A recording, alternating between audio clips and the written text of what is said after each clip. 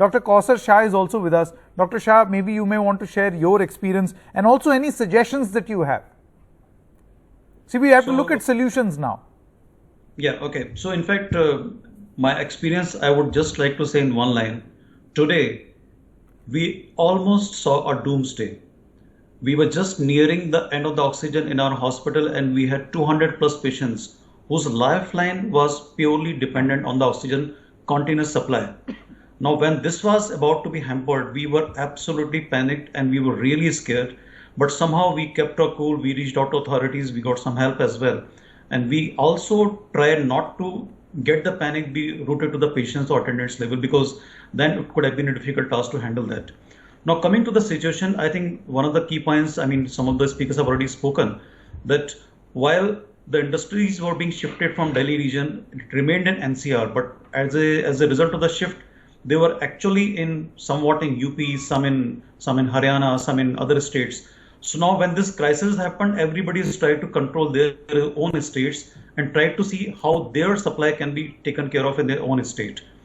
So as a result, despite being in the center, we suffered in Delhi, and this seems to be going on right now. But I believe a lot could have been avoided if there was a centralized control over the entire oxygen supply. Which is exactly what is happening, Dr. Shah. Dr. Shah, that's exactly how things are. Yeah, exactly. So now this is going to be happening. This is probably a bit late. This could have been avoided. I think for the last about 10 days, all the healthcares have been screaming about this particular aspect coming over. And if the center has responded a bit early, this could have been controlled. This could have been avoided a bit. I mean, we don't even know how many lives could have been lost or already have been lost because of oxygen supply not being in place in some of the hospitals. So another suggestion which I would like to suggest is if the government can still think about creating small oxygen concentrator packs. Like many of the hospitals are giving home care kits to the patients when the patient can be taken care of at home itself. If these kits can also be having an oxygen concentrator, the cost may increase a bit, but the load on the hospitals will come down. And a lot of patients can be taken care of at home. But then there will be a new crisis. No, how many of these oxygen concentrator kits we have in this country? So that's exactly what I'm trying to say. That is very, very less, in fact. And that's what, again, the focus should be, that we must try to create these as much as possible. Absolutely. No, there needs to be, like, let me quickly go back to Dr. Rana. Dr. Rana, see, two solutions are required. And, you know, I really appreciate what Dr. Pandit said on the judicious use of oxygen. But Dr. Rana, we have to prepare for the immediate crisis and also the future. And I'm sure we have learnt it the hard way this time around, that hospitals should not be tweeting, or hospitals should not be giving out statements and requesting to the government, we need oxygen. We only have to, this is a pretty shameful state of affairs for a country as huge as ours. Dr. Rana.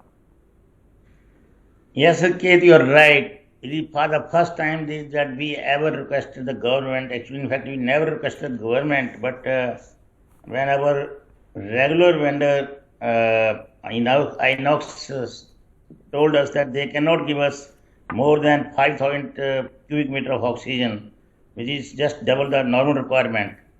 Then we wanted alternative vendor. We contacted IOL, and they told that they cannot give oxygen till Delhi government gives nod to them. And that is why we for the first time came to know that government is also required to come.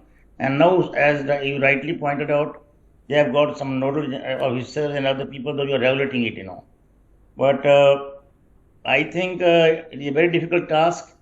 Right now, it is very important that every hospital gets oxygen in time, as all of you are saying. In fact, in a bigger hospital like the Gangaram, we have, if nobody supplies oxygen at night, then by 3 o'clock we will be totally over. We will not have any oxygen at all. Good Lord. Let's just hope that does not happen. Dr. Rana, let me ask you this question at a personal level. Have you ever experienced something like this in your life? Never. I am there for more than 45 in my career. We have never experienced this sort of thing. There is shortage of oxygen. What about you, Dr. Pandit? Never, and I hope we never have to basically see another few days like this. I honestly feel so. One of the things which I can suggest is, I mean, the current crisis is absolutely deplorable. But what we can do is we can actually have these bigger hospitals like I'm from Fortis, Dr. Rana's Gangaram and stuff. can actually put up air concentrator, bigger panels in their hospital for the future, because this is the second wave. When second wave comes, the epidemic says that you have a third wave already staring at you. We have to learn and we have to start planning as well. Absolutely. We can't leave that to happen at the last time. So let's put up these big air concentrator units so that we are not dependent on supply all the time. Supply is very important, but we should be able to produce some oxygen of our own from the air as well.